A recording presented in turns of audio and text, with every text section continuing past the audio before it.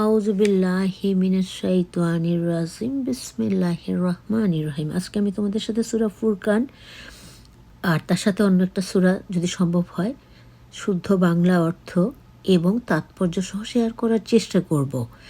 আর প্রথমেই তোমাদের এই চমৎকার ফুলের শুভেচ্ছা জানিয়ে এই প্রত্যাশা রাখছি যে আল্লাহর রহমতের বরকতে তোমরা সবাই যে যেখানে আছো অনেক ভালো আছো। আমি সবসময় সবার জন্য অনেক দোয়া করি, তোমরাও দোয়া করবে। তাহলে চলো আমরা সূরাতে চলে যাই। বিসমিল্লাহির রহমানির রহিম। সূরা ফুরকান 25, মক্কি 42, আয়াত আছে 77টি, রুকু আছে 6টি। বিসমিল্লাহির রহমানির রহিম।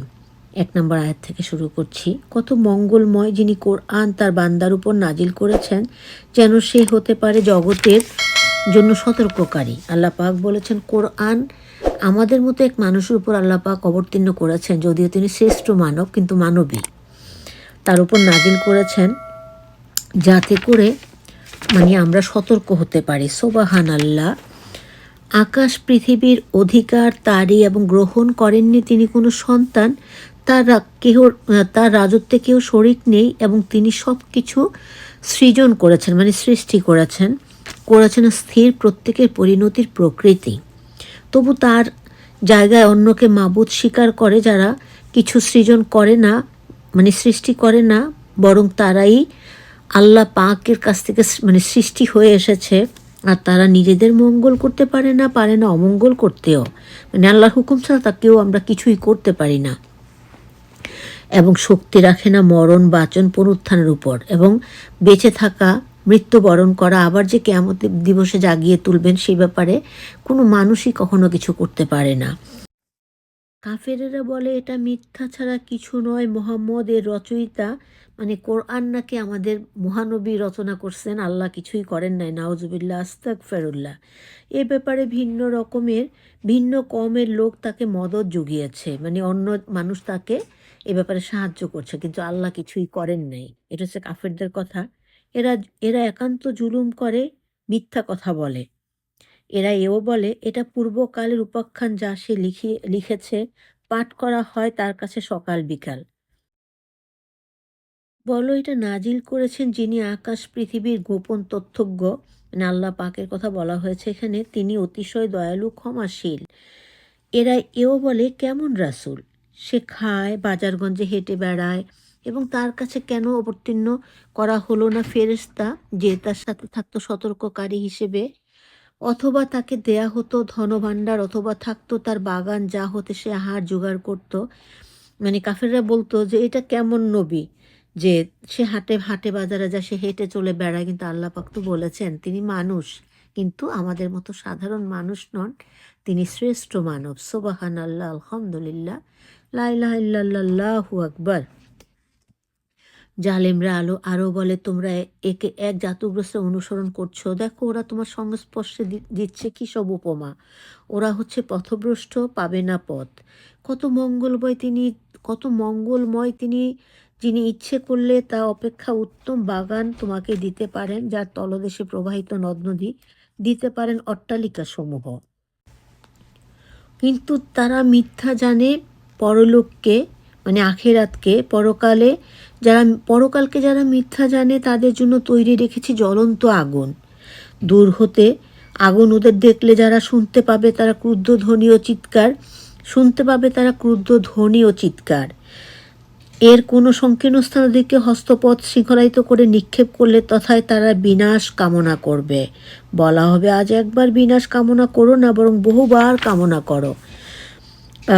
জিজ্ঞাসা, ইহাই কি মঙ্গলময়, না মুত্তাকিদের প্রতিশ্রুত স্থায়ী জান্নাত? এটাই তোমাদের পুরস্কার এবং প্রত্যাবর্তন স্থল, সেখানে তারা যা কামনা করবে তাই পাবে। জান্নাতের কথা বলা হচ্ছে, অর্থাৎ জান্নাতীরা আল্লাহ পাকের কাছে যেটাই চাবেন সেটাই পাবেন। স্থায়ী ওয়াদা পূরণ তোমার রবের করণীয়, আল্লাহ পাক যিনি ওয়াদা করেছেন পরকালের জন্য সেটা তিনি পূরণ করবেন। আর যেদিন অংশীবাদীদের এবং আল্লাহ ছাড়া যার ইবাদত করতে জিজ্ঞাসিবেন তোমরাই আমার বান্দাদের বিভ্রান্ত করেছিলে না, ওরাই ভ্রষ্ট হয়েছিল। ওরা বলবে তুমি মহান আল্লাহ, আমাদের পক্ষে সমীচীন নয়, আমরা তোমায় ছাড়া কাউকে অভিভাবক গ্রহণ করি। কিন্তু ওদিকে ও পিতৃপুরুষদের স্বাচ্ছন্দ্য দিয়েছিলে, ওরা পরিণামে তোমায় ভুলে গেল। ফলে হয়েছিল বিনাশপ্রাপ্ত জাতি। মাফ করো আল্লাহ। বলা হবে, তোমরা যা বলেছিলে তারা তা মিথ্যা প্রমাণ করেছে, তাই তোমরা শাস্তি প্রতিরোধে অক্ষম, সাহায্যে অক্ষম। তোমাদের জালেমদের মহা আযাবের আস্বাদন গ্রহণ করাবো। তোমার আগেও যেসব রাসূল পাঠিয়েছি তারাও খেত, বাজারগঞ্জে বেড়াতো।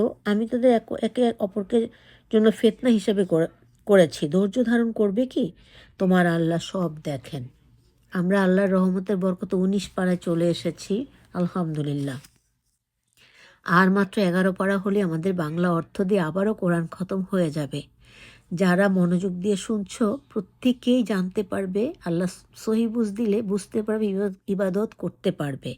এবং সেই সাথে আমি যে কষ্টগুলো করে এই পোস্টগুলো দেই, তোমরা জানো আমি কতবার কাটি, কতবার এডিট করি। মানে এখানে অনেক সাউন্ড, মানে নয়েজ হয়, সেগুলোকে আবার নয়েজ মুক্ত করি, তারপর শেয়ার করি। যারা পাশে থেকে শুনবে, আমল করার উদ্দেশ্য নিয়ে আল্লাহ পাক আমাদের সকলকে কবুল করুন, আমিন সুম্মা আমিন। আমরা 19 পাড়া চলে এসেছি, যে কথা বললাম। যারা আমার সাক্ষাৎ বিলাসী নয় তারা বলে, কেন আমাদের কাছে অবতারিত হয় না ফেরেশতা? অথবা আমরা আল্লাহকে বা দেখি না কেন? নাউজুবিল্লাহ। ওরা আপন মনে গর্ব করে আর সীমা লঙ্ঘন করে ভীষণভাবে। যেদিন ফেরেশতা দেখবে সেদিন অপরাধীদের জন্য সুসংবাদ থাকবে না, এবং ওরা বলবে, বাঁচাও বাঁচাও। আর উপস্থিত করব ওই সমস্ত কাজ যা করেছে, এবং তা বিক্ষিপ্ত ধূলিবৎ করব। মানে যারা জাহান্নামী তাদের কাছে সেসব কাজগুলো হাজির করবেন, যারা এই দুনিয়া ওইসব করেছে, আল্লাহকে বিশ্বাস করেনি, বলেছে আল্লাহকে নিয়ে আসো, ফেরেশতা নিয়ে আসো, এরকম তাদের জন্য যে জাহান্নাম, সেটা তাদের কাছে তখন মানে দেখানো হবে, এবং তাদের সব কিছু ধূলিসাৎ করে দেয়া হবে।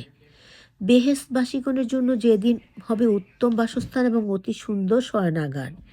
যেদিন মেঘসহ আকাশ বিদীর্ণ এবং অবতীর্ণ হবে ফেরেশতা অবতারিত রূপে। প্রকৃত রাজত্ব সেদিন আল্লাহর জন্য, এবং হবে সেই দিনটি কাফেরগণের উপর কঠোর। মাফ করো আল্লাহ। সেদিন গুনাহগাররা কামড়াবে নিজ হাতের আঙ্গুল আর বলবে, পরিতাপ, যদি রাসূলের সঙ্গে পথ চলতাম। আল্লাহ আমাদের সবাইকে সহি বুঝ দান করো, আমিন সুম্মা আমিন। হায় পরিতাপ, আমি অমুককে বন্ধুরূপে গ্রহণ না করতাম। তখন ওরা বলবে, জাহান্নামীরা, যে কেন আমরা আল্লাহর কথা শুনি নাই, কেন আমরা এক আল্লাহকে মানি নাই, কেন আমরা রাসূলকে বিশ্বাস করি নাই, রাসূলদের পথ অনুসরণ করি নাই। কিন্তু সেদিন বলে তো কোনো কাজে আসবে না। সে আমাকে পথভ্রষ্ট করেছে। আমার কাছে নসিহত আসার পর বস্তুত শয়তান মানুষের জন্য অপদস্থকারী। মানে শয়তানই তাদেরকে বিপথে রেখেছে। তারা আল্লাহর কাছে সাহায্য চায়নি, আল্লাহ তাদের সাহায্য করেনি। রাসূল বলেন, হে আমার রব, আমার সম্প্রদায় এই কোরআনকে পরিত্যাজ্য ভাবে। মানে রাসূল আলাইহিসসালাম আল্লাহ পাককে বললেন, হে আমার আল্লাহ, ওরা এই কোরআনকে পরিত্যাজ্য, মানে এটা গ্রহণযোগ্য না, এটা বলে। এরূপে আমি প্রত্যেক নবীর জন্য গুনাহগারদের থেকে শত্রু ঠিক করেছি। তোমার আল্লাহ যথেষ্ট হেদায়েতকারী ও সাহায্যকারী। কাফেরগণ বলল, কেন তার প্রতি একেবারে সম্পূর্ণ কোরআন অবতীর্ণ করা হয় নাই? আর এভাবে আমি তোমার হৃদয়ে শক্ত করার জন্য নাজিল করে এবং ধীরে ধীরে আবৃত্তি করেছি। ওরা তোমার কাছে কোনো সমস্যা হাজির করলে আমি তার সমাধান ও সুন্দর ব্যাখ্যা জানাই। যাদেরকে তাদের সামনের দিক থেকে দোজকের দিকে সমবেত করা হবে, তাদের জন্য তা অতি নিকৃষ্ট স্থান, এবং তারা অতি পথভ্রষ্ট। আল্লাহ তাদের তুমি হিদায়াত করে দাও, আমিন সুম্মা আমিন। আমি মূসাকে দিয়েছি এবং নিযুক্ত করেছি তার ভাই হারুনকে তার উজির। বললাম, তোমরা সে কওমের কাছে যাও যারা আমার আয়াতকে মিথ্যা জেনেছে। পরে আমি তাদেরকে পূর্ণ বিনাশ করেছি, মানে একদম শেষ করে দিয়েছে। এবং নুহের কম রাসূলের মিথ্যারোপ করলে ওদেরকে নিমজ্জিত করি ও প্রদর্শন করি। মানবের জন্য রেখেছি জালেমদের জন্য যন্ত্রণাদায়ক শাস্তি। সেই নুহ নবীর কথা। এবং আদ, সামুদ, রাজবাসী এবং ওদের মধ্যবর্তী অধিকাংশ বংশধরের জন্য রেখেছি। আমি প্রত্যেকের জন্য উপমা বর্ণনা করেছি এবং সকলকে পূর্ণ ধ্বংস করেছি। মাফ করো আল্লাহ। ধ্বংসকারীদের দলে আমাদের কাউকে তুমি অন্তর্ভুক্ত করো না, আমিন সুম্মা আমিন। তারা তো সে বিধ্বস্ত জনপদ থেকেই যাতায়াত করে, যার উপর বর্ষিত হয়েছিল আযাব। তারা কি দেখেনি? বরং তারা পুনরুত্থান আশা করে না। ওরা তোমায় দেখলে কেবল বিদ্রূপ পাত্ররূপে গ্রহণ করে, মানে যারা সৎ কাজে থাকে, অনেকে আছে তাদেরকে বিদ্রূপ করে। আমাদেরকে ভ্রষ্ট করেছে আমাদের দেবতা হতে, যদি না আমরা তাতে দৃঢ় থাকতাম। আজাব প্রত্যক্ষ করলে ওরা সত্তর বুঝবে কে অতি পথভ্রষ্ট, মানে ভুল পথে আছে, এটা তারা বুঝতে পারবে। তুমি কি দেখো না যে কামনাকে ইলাহ গ্রহণ করেছে? হে নবী, তুমি তুমি তবু কি তার কর্মরক্ষক হবে? অথবা তুমি মনে করো যে ওদের অধিকাংশ শুনবে কিংবা বুঝবে? ওরা তো পশুতুল্য, বরং তা থেকে চরম ইতর। মানে আল্লাপাক বলছেন যে নবী রাসুলরা এইভাবে মানে দাওয়াত দেয় যেভাবে শুনবে। আল্লাপাক যতটুকু শোনার অধিকার দেন অতটুকুই তো মানুষ শুনেন, ততজন মানুষই শুনেন। কিন্তু আল্লাপাক বলেছেন বাকিরা শুনবে না, এবং ওরা পশুতুল্য, মানে পশুর মতো, বরং পশুর থেকেও খারাপ। দেখো না তোমার আল্লাহ কিভাবে ছায়া বিস্তার করেন? যদি তিনি ইচ্ছা করেন তবে স্থির রাখতে পারেন আবার আমি সূর্যকে রেখেছি তার পথ প্রদর্শক। পুনরায় আমি তাকে ধীরে টানবার মতো আমাতে টেনে নেই। তিনি রাতকে তোমার জন্য আবরণ এবং নিদ্রাকে করেছেন আরাম এবং দিবাকে করেছেন চলাফেরার জন্য। তিনি বায়ুকে পাঠান তার করুণার পুরোভাগে সুসংবাদ রূপে, এবং তিনি আকাশ হতে বিশুদ্ধ পানি বর্ষান সঞ্জীবিত করতে, তা দিয়ে মৃতবৎ দেশকে এবং পানি পান করাতে আমার সৃষ্ট বহু পশু মানুষকে। আমি এটা বন্টন করেছি পরিমাণ মতো ওদের শিক্ষা গ্রহণের জন্য, কিন্তু বহু লোক অকৃতজ্ঞতাই প্রকাশ করে। আমি ইচ্ছা করলে পাঠাতাম প্রতিটি জনপদ সতর্ককারী। আমি তোমাদেরকে বলেছিলাম যেটা তাৎপর্য শেয়ার করবো, বাট ভুলে গিয়েছি। তোমরা গুগলে সার্চ দিলেই যে কোনো সূরার বা যে কোনো যেগুলো তোমার তাৎপর্য পেয়ে যাবা। তাই তুমি বিধর্মীদের কথা মান্য করো না এবং এর সাহায্যে ওদের সাথে প্রবল সংগ্রাম চালাও। তিনি দুই সমুদ্র প্রবাহিত করেছেন, একটির পানি সুস্বাদু মিষ্টি, অপরটির পানি বিষাদ লবণাক্ত। মানে আল্লাপাক দুইটি সমুদ্র পাশাপাশি প্রবাহিত করেছেন। একটার পানি মিষ্টি ভীষণ মজার, আরেকটার পানি হলো লবণাক্ত। রেখেছেন উভয়ের মধ্যে অবরোধ এবং অবিচ্ছেদ্য অন্তরাল, মানে দুইটার মাঝখানে তিনি একটা বাধাও রেখেছেন। তাই তিনি মানব সৃষ্টি করেছেন পানি থেকে, পরে সম্পর্ক সৃষ্টি করেছেন রক্ত বৈবাহিক। তোমার রব সর্বশক্তিমান। ওরা আল্লাহ ছাড়া এমন কিছুর অর্চনা মানে পূজা করে যে তাদের না উপকারে আসে না ক্ষতি করতে পারে। কাফেররা তো স্বীয় রবের বিরোধী। তোমাকে কেবল সুসংবাদ ও সতর্ককারী হিসেবে পাঠিয়েছে। রাসূলকে বলেছেন যে তোমাকে তো শুধু সতর্ককারী আর সুসংবাদ দাতা হিসেবে পাঠাইছি, মানে যে চাবে সে শুনতে পারবে, পরকালের জন্য মুক্তি পাবে। বলো, আমি তোমাদের কাছে কোনো প্রতিদান চাই না, তবে যে ব্যক্তি ইচ্ছা করে তার আল্লাহর পথ ধরুক, আর তুমি নির্ভর করো সে চিরঞ্জীবের প্রতি যার মৃত্যু নাই, এবং তার প্রশংসার সাথে পবিত্রতা ঘোষণা করো। তিনি তার বান্দার পাপ সব জানেন। তিনি আকাশসমূহ, পৃথিবী ও তার মধ্যস্থিত বস্তু সৃষ্টি করেছেন মাত্র 6 দিনে। পরে সমাসীন হন তিনি আরশে। তিনি রহমান, মানে দয়ালু। জিজ্ঞাসা যে তার সম্পর্কে অবগত। রহমানের প্রতি সিজদা করো, মানে আল্লাহকে সিজদা করো। একথা বলা হলে ওরা বলল, কে রহমান? কারোর প্রতি সিজদা করতে বললে সিজদা করব? নাউজুবিল্লাহ। ফলে বৃদ্ধি পায় ওদের বিমুখতা।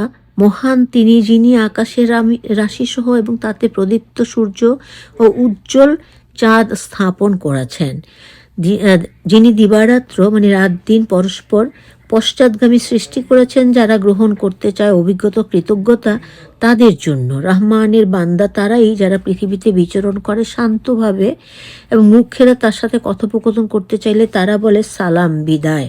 মানে আল্লাপাক বলেছেন তারাই আল্লাপাকের নেক বান্দা যারা শান্তভাবে ভদ্রভাবে নবীর সুন্নাহ এবং কোরআনকে অনুসরণ করে চলে, তারা হলো আল্লাহর বান্দা।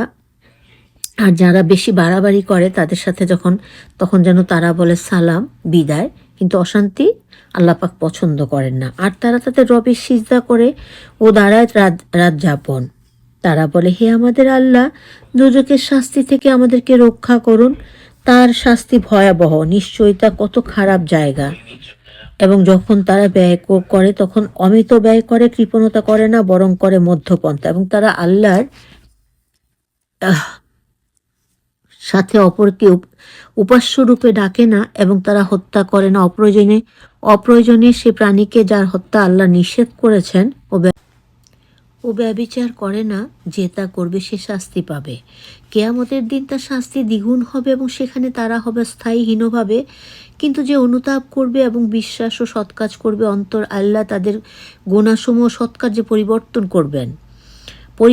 করবেন। আল্লাহ অতি ক্ষমাশীল, দয়াবান। মানে বলছে যারা ভুল পথে আছে তারা যদি তওবা করে আল্লাহর কাছে ফিরে আসে, তাদের সমস্ত গুনাহ মাফ করে দেয়া হবে, কারণ আল্লাহ পাক ক্ষমা করতে পছন্দ করেন। যে ব্যক্তি তওবা করে এবং সৎ কাজ করে সে আল্লাহর দিকে প্রত্যাবর্তন করে। যারা মিথ্যা সাক্ষী দেয় না এবং বেহুদা ক্রিয়ায় পড়লে স্বীয় মর্যাদা রক্ষার্থে কেটে পড়ে, মানে কোনো একটা গ্যাঞ্জামের মধ্যে পড়েছে অন্যায়ভাবে, সেখান থেকে মুমিনরা আস্তে করে চলে আসে, অশান্তি নিজেরাও করে না। যারা তাদের আল্লাহর আয়াত স্মরণ করলে অন্ধ বধিরের ন্যায় আচরণ করে না, যারা মোনাজাত করে, হায় আমাদের রব, আমাদের স্ত্রীগণ এবং বংশদিগকে আমাদের জন্য নয়ন তৃপ্তিকর করো, আর আমাদেরকে ধর্মভীরগণের নেতা করো। সুবহানাল্লাহ। যারা কামনা করে, হায় আল্লাহ, আমাদের স্ত্রীগণ ও বংশধরদিগকে আমাদের জন্য নয়ন তৃপ্তিকর করো, আমাদেরকে ধর্মভীরগণের নেতা করো। আমিন সুম্মা আমিন। তাদের প্রতিদান হবে জান্নাত, তাদের ধৈর্যের দরুন, মানে তাদেরকে আল্লাহ জান্নাত দিবেন তারা সঠিক পথে ধৈর্য ধরেছে বলে। সুবহানাল্লাহ। সেখানে তাদের অভ্যর্থনা হবে সালাম, সম্ভাষণ। সেখানে হবে স্থায়ী মনোরম বাসস্থান ও সুন্দর আবাস। মানে জান্নাতে থাকবে সুন্দর বাসস্থান, সুন্দর আবাস, সুন্দর কাপড়, এবং এগুলো চিরস্থায়ী। বলো, তোমাদেরকে গ্রাহ্য করেন না যদি তোমরা আমার রবকে ডাকো? তোমরা অস্বীকার করেছই, সত্তর আসবে অনিবার্য আযাব। মানে যারা অস্বীকার করেছে তাদের জন্য খুব শীঘ্রই মানে আযাব আসবে, এটাতে ভুল হবে না। আমি চেষ্টা করি সূরার প্রথমেই তাৎপর্য শেয়ার করার জন্য। আজকে তোমাদেরকে মাঝখানে বলেছিলাম যে আমি ভুলে গিয়েছিলাম, তাই শেষে আমি তোমাদের সাথে সূরা ফুরকানের তাৎপর্য শেয়ার করছি। বিসমিল্লাহির রহমানির রহিম। সূরা ফুরকানের তাৎপর্য হলো এটি সত্য মিথ্যার মধ্যে পার্থক্যকারী আল ফুরকান হিসেবে কোরআনকে চিহ্নিত করে।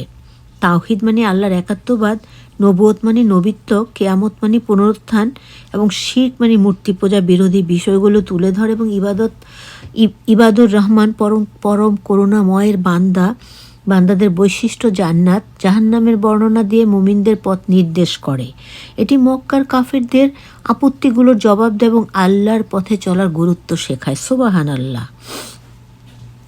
মূল বিষয়বস্তু তাৎপর্য। কোরআন সত্য মিথ্যার মানদণ্ড।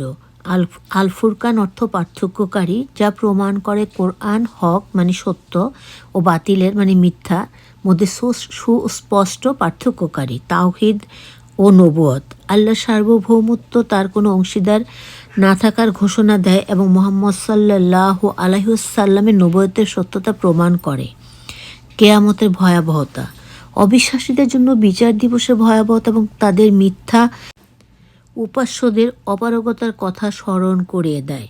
গুণী মুমিনদের পরিচয়, ইবাদুর রহমান বা রহমানের বান্দাদের বৈশিষ্ট্য বর্ণনা করে, যেমন পৃথিবীতে নম্রভাবে চলা, অজ্ঞদের কথায় সালাম বলা ও আল্লাহর ভয় ভীতি থাকা। নবী রাসূলদের উদাহরণ, সকল নবী রাসূলের একই বার্তা ছিল, মানে আল্লাহ পাক তাদেরকে যে যত নবী রাসূল পাঠিয়েছেন তাদের একই বার্তা ছিল, একই কথা ছিল। সেটা কি? আল্লাহ এক অদ্বিতীয়, তার কোনো শরিক নেই, এবং হজরত মুহাম্মদ সাল্লাল্লাহু আলাইহি সাল্লাম তার প্রেরিত রাসূল। আমরা যেন এগুলো অনুসরণ করি তাহলে আমরা খাঁটি মুমিন হতে পারবো। সকল নবী রাসূলের একই বার্তা ছিল এবং তারাও খাদ্য গ্রহণ করতেন ও বাজারে চলাফেরা করতেন, যা তাদের মানবীয়তা প্রকাশ করে। জিহাদের আহ্বান, সত্যের বিরুদ্ধে অবস্থান নেওয়া, অবিশ্বাসীদের বিরুদ্ধে জিহাদের নির্দেশ প্রদান করা। আর মূল শিক্ষা হলো এই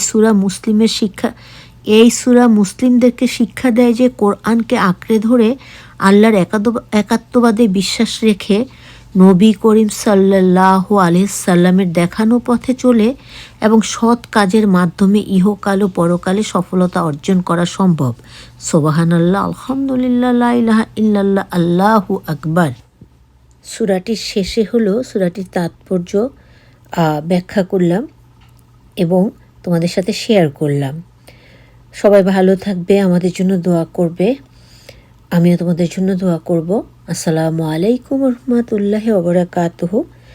আর দোয়া করা বান্দাকে আল্লাহ অনেক পছন্দ করেন। আল্লাহ পাক বলেন, আমার যেই বান্দা অন্য বান্দাদের জন্য দোয়া করে আমি আল্লাহ তাদের জন্য ফেরেশতা দিয়ে দোয়া করাই। সুবহানাল্লাহ, আলহামদুলিল্লাহ, লা ইলাহা ইল্লাল্লাহ, আল্লাহু আকবার। আল্লাহ হাফেজ।